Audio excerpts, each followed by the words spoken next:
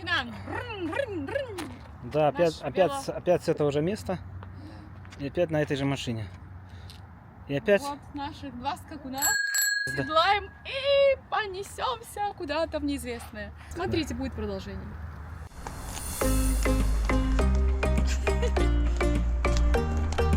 Балет Булановой везде сейчас вирусится. Жнівень падарыў нам цудоўны нядзельны дзень для займальнай паездкі.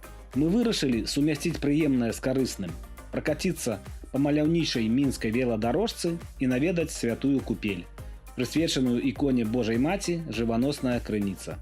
Гэтая святыня знаходзіцца на тэрыторыі храма Пакрыва Пресвятой Багародзіцы па адрасе праспект Пераможцаў 82. Капліца з купеллю будавалася 2 гады і была адкрыта ў лютым 2023 года. Архітэктурнае аблічча новага збудавання гарманічна ўпісалася ў агульны ансамбль храмавага комплексу.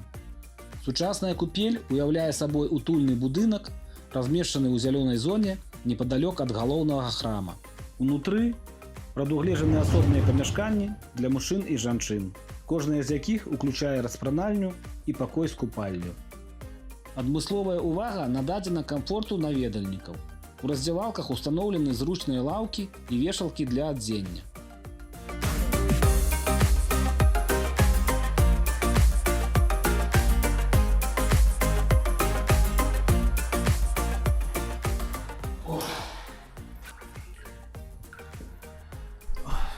Холодная?